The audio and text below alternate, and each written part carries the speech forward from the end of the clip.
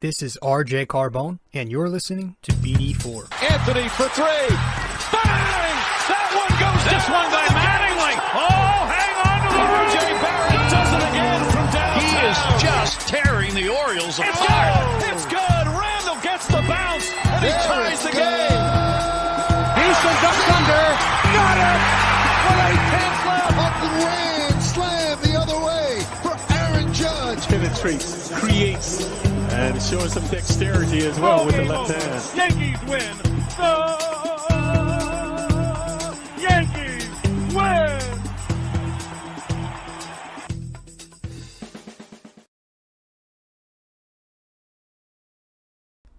All right, what's going on, everybody? I am your host, RJ Carbone, and you are listening to, or maybe watching, episode 352 of the podcast tonight. Welcome to BD4, where there's no better way to get your Yankees and Knicks analysis.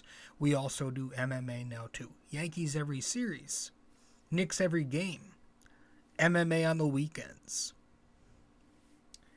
Probably have a UFC 273, I believe, preview coming out before Saturday, obviously. So look forward to that in one of these episodes. If you have not checked out episode 351, where we preview the Yankees' upcoming season, which starts on Thursday, go check out 351. We had a guest on. We had Greg from Yankee Crazy Podcast. Great podcast. Go check out his podcast, Yankee Crazy Podcast. But be sure to check out 351. Had a conversation with Greg. We went around the diamond to preview certain statistics and give some over-under predictions. Talked about the offseason, talked about Cashman, talked about the Yankees' chances. So go check out episode 351 of BD4 here if you have not yet done so and you are a big Yankees fan. Yeah, we're talking Knicks tonight, unfortunately. And the season's almost it's almost there. We've got 3 games left. Right? 3 games left. We are at game 79. Yeah. So yeah, we're going to talk Knicks. But first, guys, if you are new here, welcome, first and foremost. Thank you for stopping by. Be sure to subscribe to the show if you have not done so. You can find BD4 on all the listening platforms. Apple Podcasts, Spotify, SoundCloud. You can, and many more listening platforms. You can watch the podcast as well. This podcast is available in video format on Spotify and on YouTube. So be sure to do that. If you're listening on Apple Podcasts, be sure to give us a 5-star rating and review. We are currently a 5-star podcast and would like to keep it that way. If you're watching on YouTube, be sure to give us a subscription. Subscribe to the channel. And, share it on social media. Download these episodes. And if you want to follow me on social media, you can do that too. I'm on Facebook at rjcarbone. Just type in r.j.carbone in the search bar on Facebook. And I'm also on Instagram at the handle at robjcarbone. That's at robjcarbone on Instagram. And I also write a blog. If you go to ultimatesportsnetworks.com and put into the search bar the Bomber Bacher blog or my name, you'll find my blog, the Bomber Bacher blog, and you can subscribe to that blog using promo code 6A2841ERJC, 6A2841ERJC. Doing that, subbing using my promo code, gives you a discount per month, full access to every single article, Yankees and Knicks, and you get a discount anytime you purchase merch. So once again, that is if you're listening to the show, go to ultimatesportsnetworks.com and search either my name or the Bomber Bacher blog into the search bar on ultimatesportsnetworks.com. If you're watching the podcast, the actual link to the Bomber Bacher blog is on the screen. So yeah, with that out of the way, let's not waste any further time. Let's get to our first break. When we get back from break, we will talk Knicks and who they just beat. Knicks Magic. We'll talk a little Knicks Magic. I was just watching the national championship game. The two teams that made it out of the Final Four. UNC versus Kansas. It was a very good game. And I actually didn't think there's a little boost, promo boost on FanDuel. It was the over and like an alternate spread of +7.5 for Duke. That covered. And I didn't think the over had any chance after that first half where Kansas was just chucking bricks. But the pace of the game was so high that eventually it got up to that over-under number. It didn't hit it. It was the under hit, but it was very close. But it was a good game. You know, betting aside, it was a good basketball game to watch.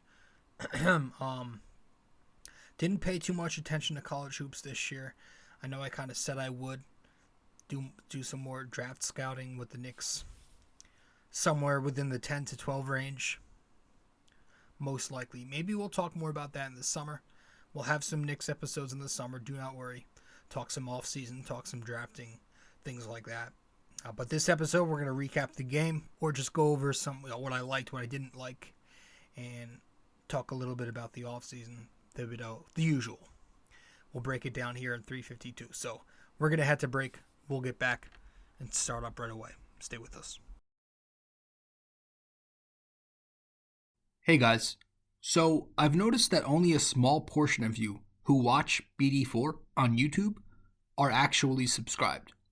So if you do enjoy this podcast and maybe you want to be notified when new episodes release, I'd consider subscribing and also hitting that notification bell. This way we can help the channel grow and you won't miss a single episode of BD4. Alright, let's get back to it.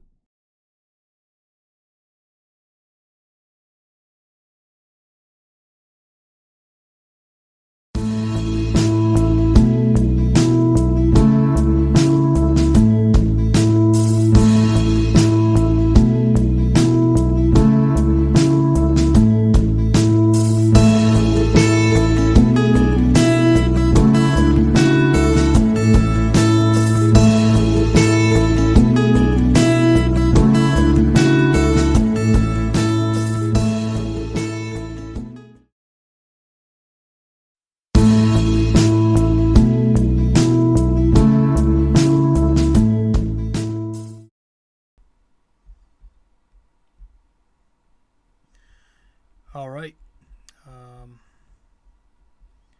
Making sure we're all set. Okay, welcome back to the show.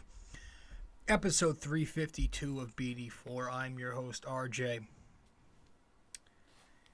So let's talk about this Knicks game. It was the second of a back-to-back. Like I mentioned, we're not going to recap. Like towards the end of the year, I mentioned it. I'm not going to be recapping both games of a back-to-back. Just no particular reason. I've just been busy a little bit. But we covered most games this year. So 118 to 88. 118-88 victory, the Knicks over the Magic on the second night of a back-to-back. Coming off an awful loss to Cleveland, the Knicks needed this victory just for the sake of, getting that stench out. I didn't expect a ton of energy and competitiveness in this one because, again, second night of a back-to-back. But we got it. The Magic are a terrible team. But it was definitely the Knicks' best team effort. If you're,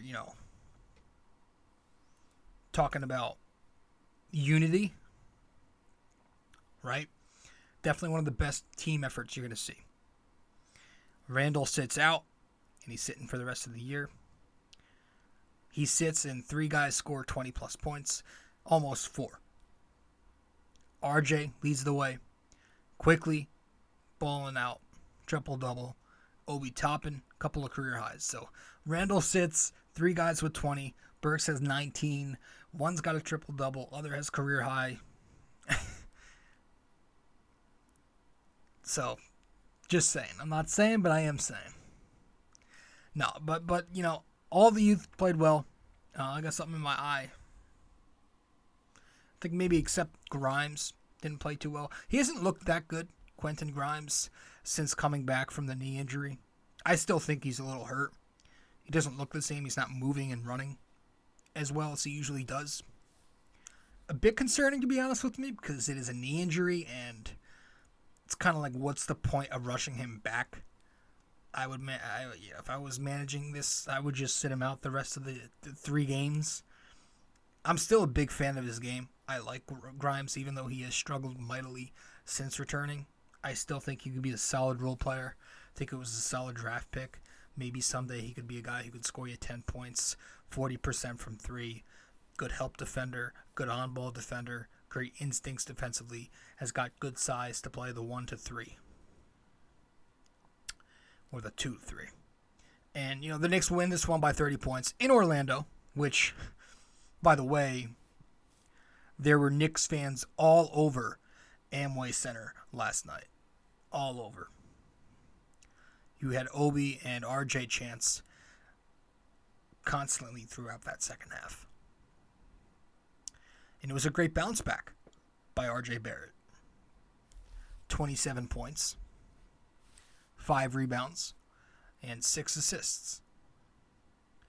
Shoots 9 for 20 from the field, 3 of 9 from 3, 6 of 8 at the free throw line, 1 steal, 3 turnovers, and 33 minutes played. Again, you watch him last night, and it just seems like his drives are becoming much easier for him, much more fluid looking. He's getting to the rim is becoming a habit for him. Does the efficiency need some work there? Of course. Talk about that a lot. But it's become so automatic for him to at least work his way to the cup. And that's a good thing, right? The fact that we are at a point where we can now complain about RJ's efficiency numbers and not his scoring, not him not getting minutes, which has never been a problem since he came into the league. So credit to Tibbs there. But it's the fact that, we're now complaining about whenever he doesn't score 20, or we're complaining about some efficiency problems. That to me shows it's a step in the right direction. Definitely a step forward, because he's becoming a consistent 20-point game threat. 20 points per game threat. That shows growth. That's no longer a concern. He's working his way to 20 points even while not shooting the highest percentages from the field at 41%, from 3 at 35%, from the free throw line at 72%. Right? He's not extremely efficient, and he's still getting 20 points. So he's a volume scorer right now, but if he can get a little more efficiency, I'm talking maybe someday become a 45%, hopefully next year, 45% shooter, a 35% or higher shooter from 3, a 75% shooter or higher from the free throw line. That 20 points could be 25, and it'd look more efficient. I think that's a good thing. He's still giving you 20 while being somewhat inefficient. And he is a guard, guys. So I like that this is the problem we now have. That shows that to me you could take as a positive. He wants to be the guy. You could see how hungry he is out there. He wants to get paid. I'm ready to give him that extension when that time comes next year. Speaking of extensions, Mitchell Robinson wants to get paid. He also had a nice bounce back last night.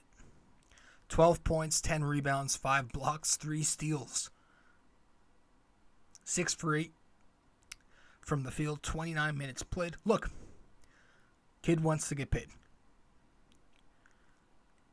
He had some dominant outings when we heard the Miles Turner rumors, right? Lately, we're starting to hear a lot about Mo Bamba as a potential replacement if Mitch leaves in free agency, which is very likely. And I'm one to believe, Mitch is a smart guy. He's active on social media. He hears everything. He sees everything. I think he takes it out on the court in a good way. So he wants the money. He's made it known he hasn't said it outright.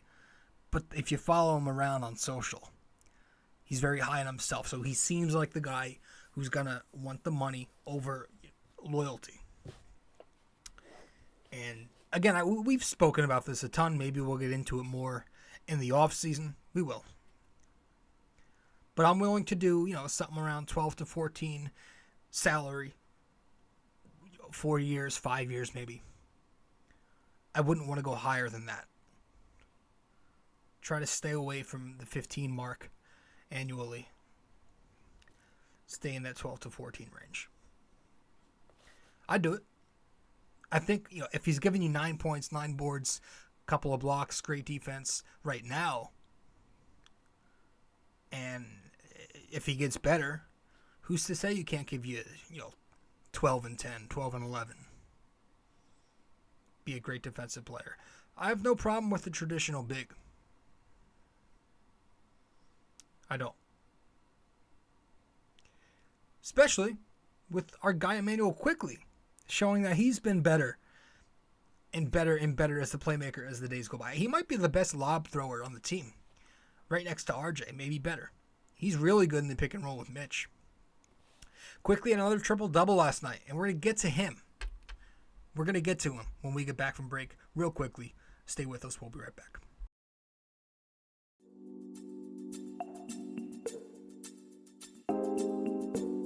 So BD4 is on so many platforms to listen to. You can listen to us on Apple Podcasts, Google Podcasts, SoundCloud. You can listen to us on Spotify. You can find us on our sponsor, Anchor, and many other listening platforms as well, wherever you get your podcast. But we are also available to watch on YouTube. So if you want to watch us on YouTube, go subscribe there. But if you prefer to listen to us, again, many listening platforms. Just be sure to subscribe, download, give us a rating, a review, comment, share the podcast, and all that fun stuff. This is BD4, where there's no better way to get your Yankees and Knicks analysis.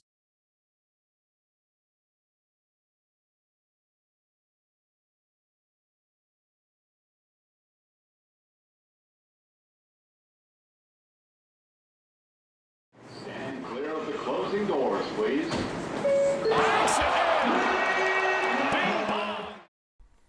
That's right. New little feature here on the show. New little segment. Our Bing Bong Ball of the Night goes to Emmanuel Quickly. Maybe next year we'll start doing this from game one, and whoever collects the most Bing Bong Balls of the night will receive the MVP or some shit. Or the highest grade whenever we do our end of the year progress reports. Tonight's Bing Bong Ball of the Night goes to IQ. As you can see on the screen, he went off last night in Orlando with a triple-double off the bench. Thanks, Dibs. 20 points, 10 rebounds, 10 assists on 8 for 19, 3 for 10, 1 for 1. Field goals, 3 points, free throws. 2 steals, 1 turnover, 34 minutes played. Just again, out there orchestrating the offense with the second unit. Spent a little time with some of the starting unit. Quarterbacking, directing traffic, getting them into half-court sets. Showing point guard leadership. Scoring, shooting, playmaking, rebounding, defending. His fingerprints were all over this game. He's probably the hottest Knick right now. I would say since mid-February, you can make a case. Last 15 games for Quickly, 15 points, 5 rebounds, 4 assists. 45% from the field, 40% from 3 on 5 attempts, 86% at the free throw stripe on 4.5 attempts a night.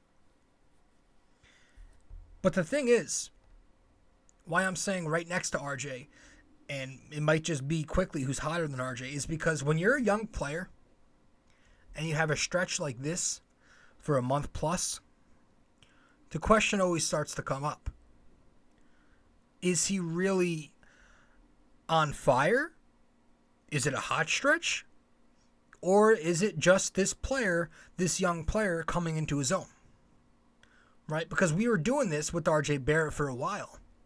talking about, RJ's been really good his last 12 games, 15 games, 20 games, 25 games. And it's become a thing to where, well, it's stretched so far. I think it's like he's averaging 24 points over his last 30, maybe 40 soon games, where it's like, maybe this is just RJ now, right? So we believe that with RJ, it's now just real.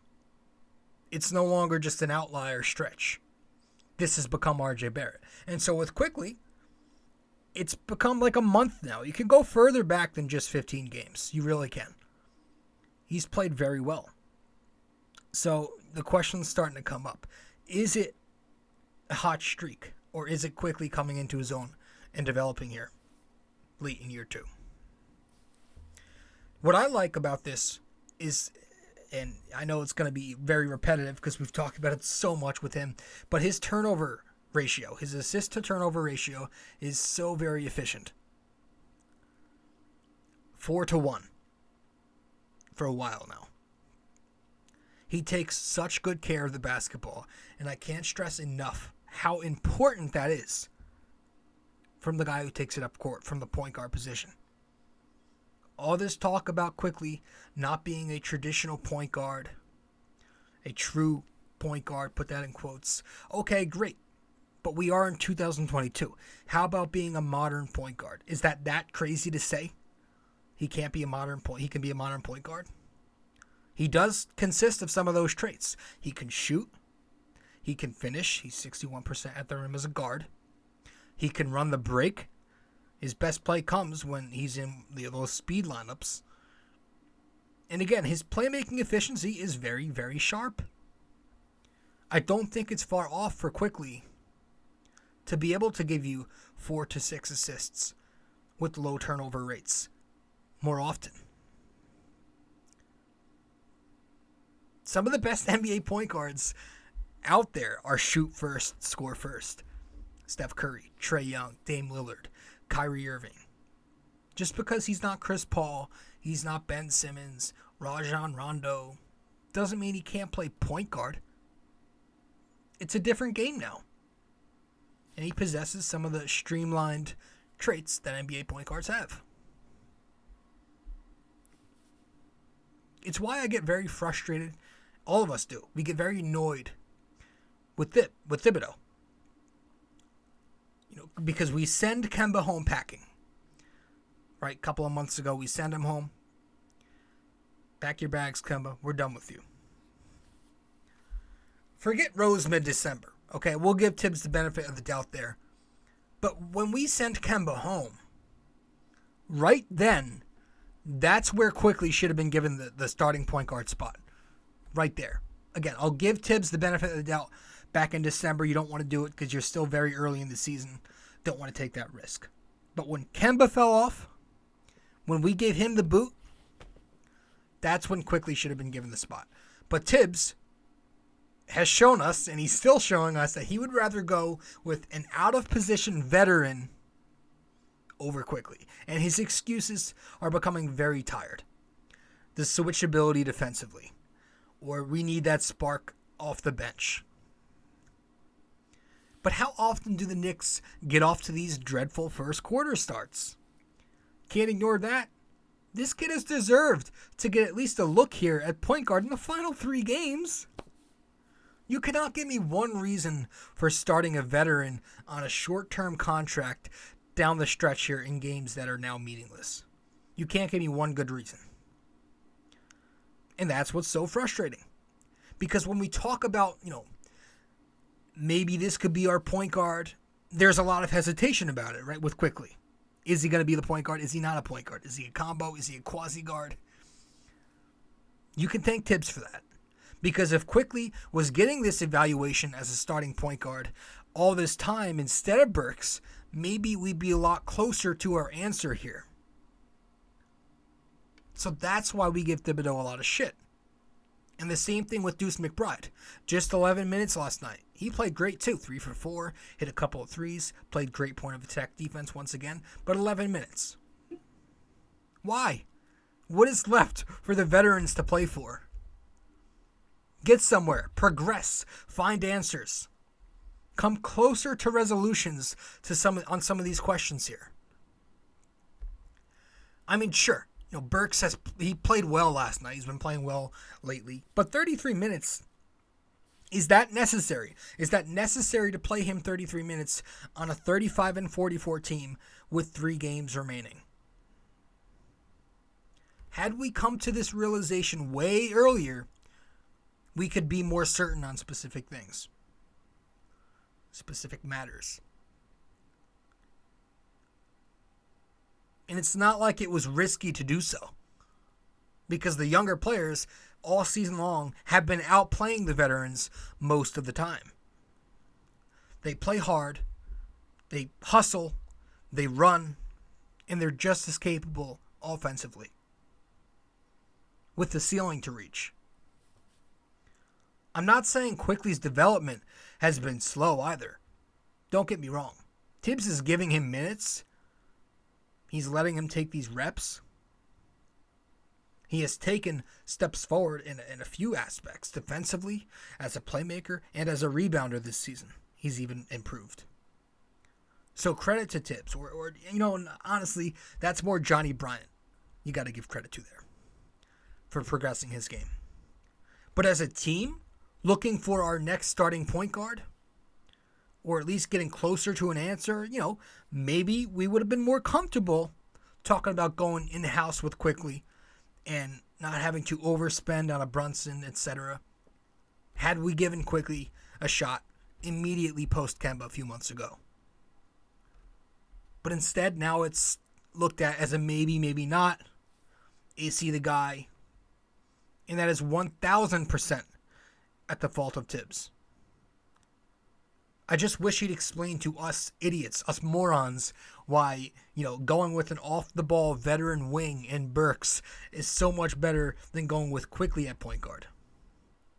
Because all the shit you guys give about Quickly not being a point guard, Burks is not a point guard. Burks is a shooting guard / small forward. He's a wing, a typical wing, a veteran wing at that.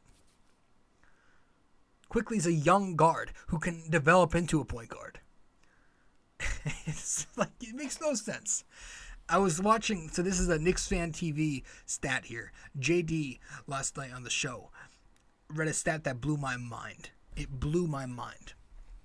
In the month of March, Alec Burks has averaged more points per game than Giannis, Morant, Curry, Butler, Chris Paul, Jokic, and Embiid. One guy out of that whole list doesn't quite fit in with the rest. Can you guess who? Yeah. What are we doing? What are we doing? I want to talk about Obi Tophan and some more when we get back from break. Stay with us.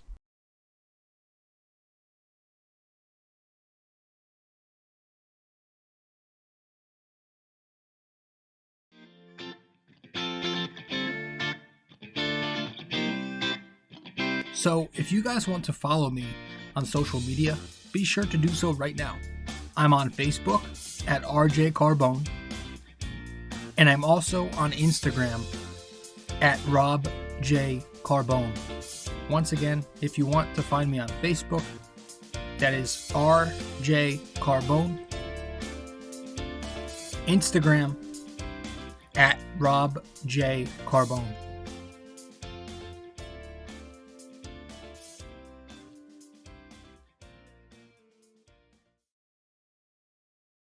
Hey guys, I hope you're enjoying this episode, but first, I also want to let you know I have another blog. The blog I'm writing for is on ultimatesportsnetworks.com, titled The Bomber Bacher Blog. If you want to go subscribe to this blog, you should do so using my promo code 6A2841ERJC. Using that, you'd get a discount, $7.99 a month, to get the best Knicks and Yankees opinionated content around. Once again, guys, the Bomber Bacher blog on ultimatesportsnetworks.com using promo code 6A2841ERJC, $7.99 a month.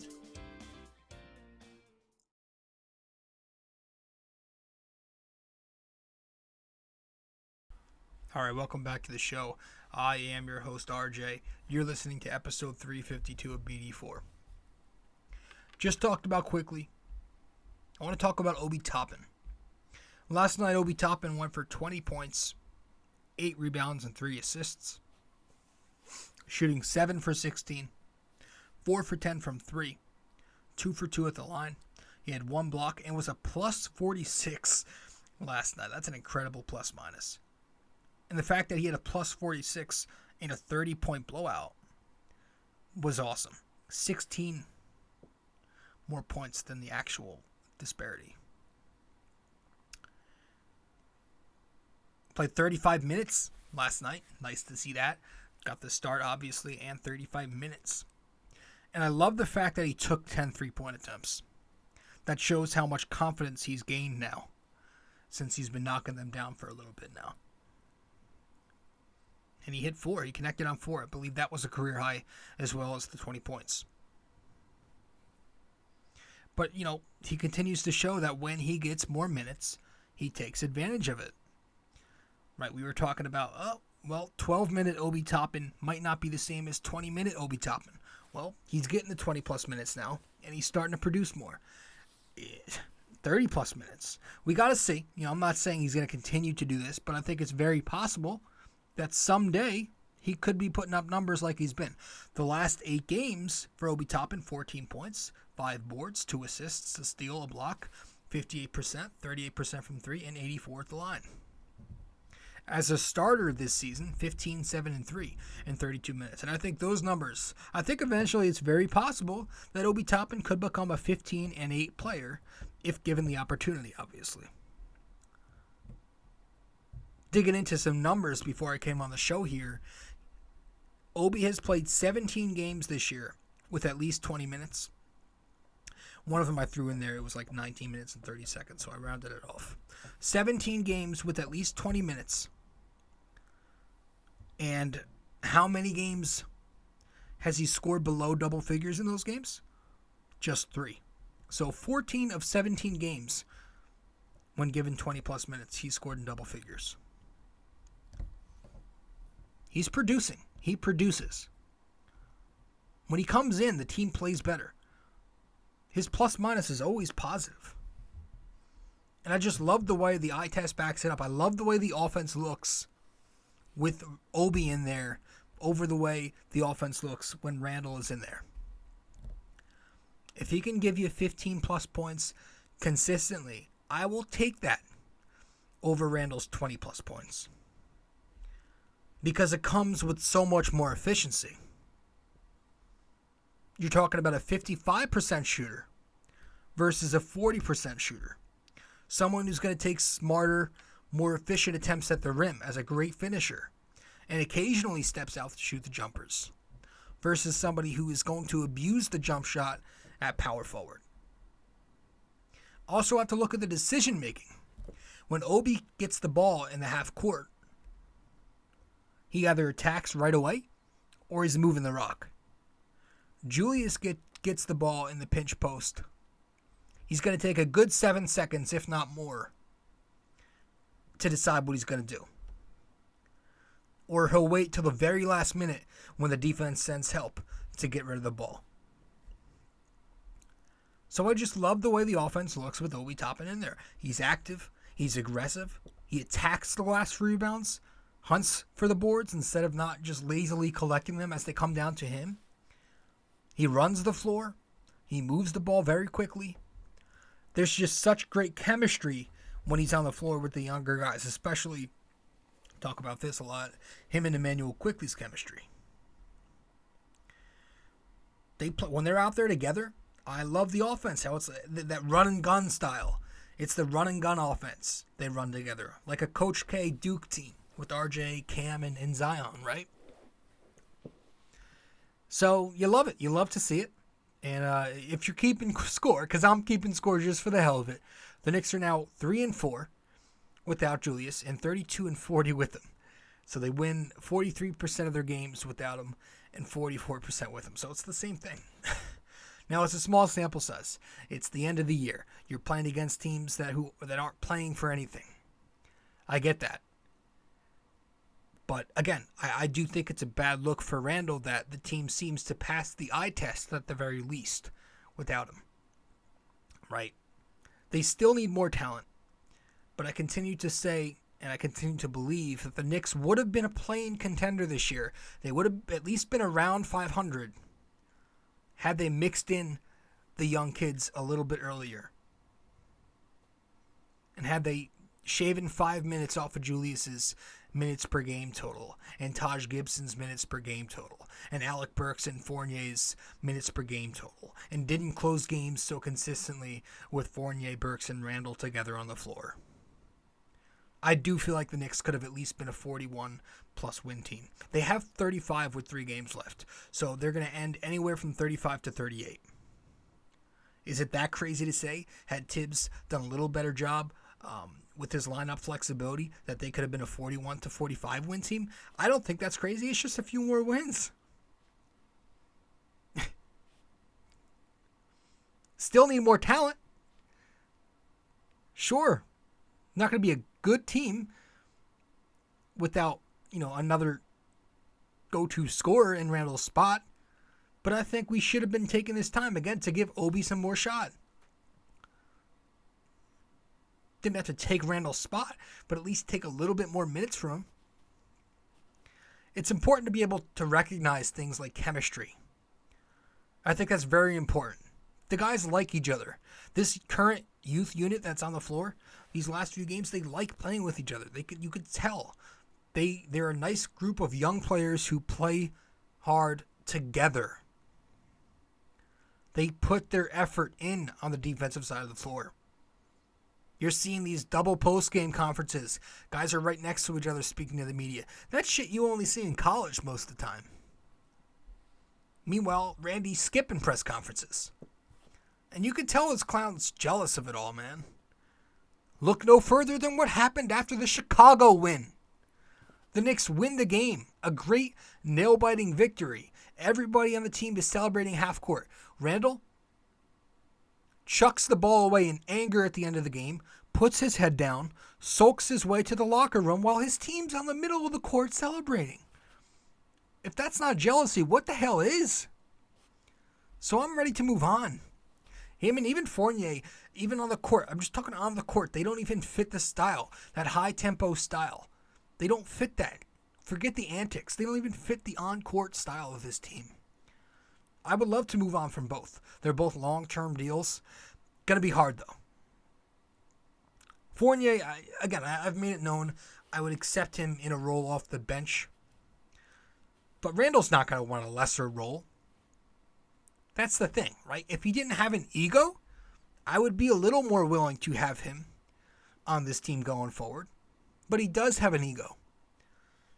And I get that his value is a lot lower at the moment. But it's like if you don't move him, how in the world do you expect to win this way going forward with him the center of the offense? He's not a number one. He's probably not a number two. How the hell do you get him to take a back seat from where he is now? His ego is still based off last season's fake year with an open gym. Especially with Tibbs here. With Thibodeau's here, if he's sticking around next year, getting him to go from a number one option to a role player is going to be damn near impossible. Again, if they're around together. I just don't see that working out. So we should not be basing the roster construct off of Randall, but instead of basing it off RJ Barrett. Because that's your guy. So I'm very concerned because Tibbs will be back per the report. And if next season we still have the same couple of questions, that's an issue. That means we've not gone anywhere. If we're still asking ourselves questions about, the rotation, the youth, the offense, Randall, if that's still the story, if those are still the storylines, that's 1,000,000% on Tibbs. We need to make progress as an organization here and get somewhere. We have to have different questions to answer next year. We can't still be talking about the same things from 2021 on to 2022. We need to make progress. Next year, we have to have different things to figure out. We cannot be still stuck on the same subject. That can't happen. And that's why I'm concerned. Because there's a good shot that both Thibodeau and Randall are here next year. Now that the Thibodeau news was reported a few weeks ago.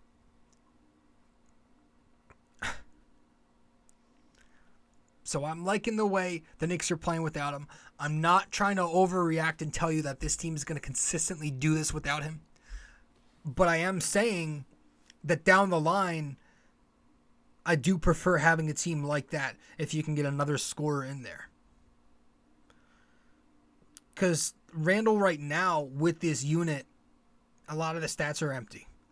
When you take into account the inefficiency offensively. When you take into account the effortless defense that he plays. That neutralizes him.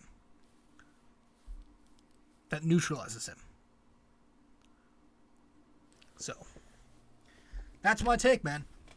It's been my take most of the season.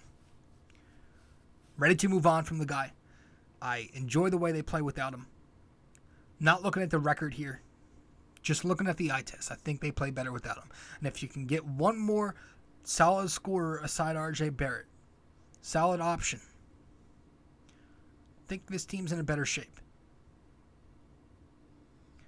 You know, it's a shame that Randall's ego is so big. Because if he were to accept a lesser role, I think he could be a killer number 2, number 3.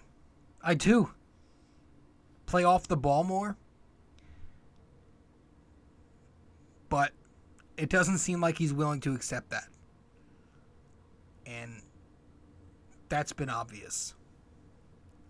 So we're going to head to break. Get back from break. Wrap it up with the NYY-NYK-MMA question of the day. And that'll be that for 352. Stay with us. We'll be right back. A custom wall tapestry is a surefire way to uplift any room's aesthetics with a personal touch. This 100% polyester wall tapestry comes with hemmed edges for extra durability, while its mildew and water-resistant properties ensure years' worth of decorating bliss. The advanced tapestry printing techniques guarantee crisp detail even for the craziest of designs, in any of the multiple size choices.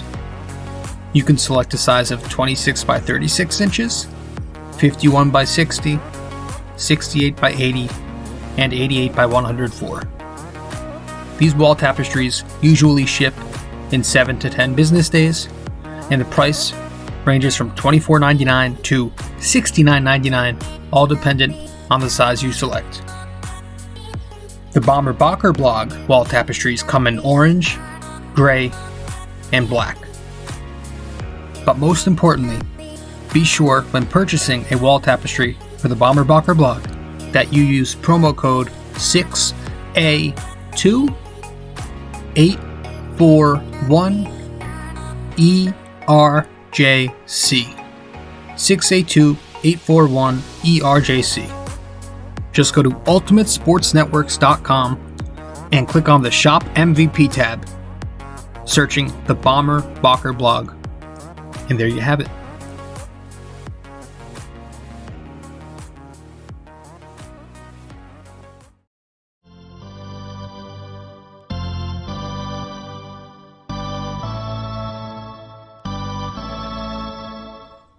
All right. So for episode 352, our NYY-NYK-MMA question of the day is: who was the last Knick to play all 82 games in a season? And your clue, they mentioned it in last night's MSG telecast. Okay, one last time. Who was the last Knick to play all 82 games in a season? And your clue is they mentioned it in last night's MSG telecast. So let me know the answer to that question. Our NYY-NYK-MMA question of the day for episode 352. And I will let you know the answer if you get it correct, as well as give you a shout out. If you attempt to guess the answer but you get it incorrect, well, I'll at least let you know what the answer is.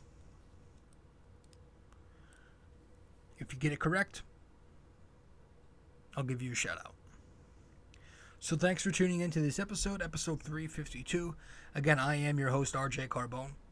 That'll do it. Wednesday we got the Nets, so this one will tell a little bit more because the Nets are obviously still playing for something big time, and if the Knicks can put together a win, that's impressive. That means a lot more than this Magic victory. That actually means something. But these young Knicks are playing well, regardless. They're going out there and they're trying to make a point to their coach that you got to play us. And you should have played us a little longer ago instead of wasting 2/3 of the season on veterans when they were consistently not doing as great as the youth was. But hey, that's just me. I'm not anti-Thibodeau either. Let's make that clear. Okay, I have problems with him. But I'm not like fire him or I'm out. I wouldn't mind if they moved on from him.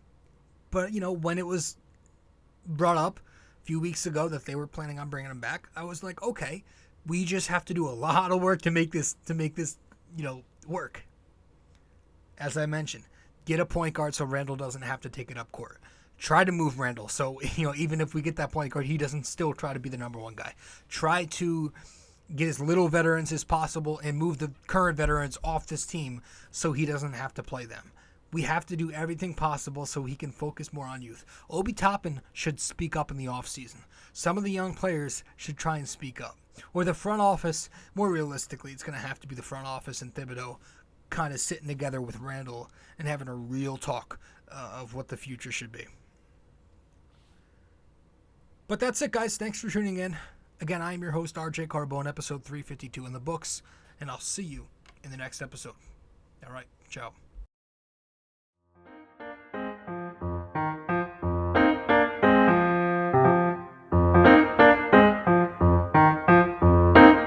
This podcast is brought to you by Anchor. It's the best way to make a podcast. Download the Anchor app or go to anchor.fm.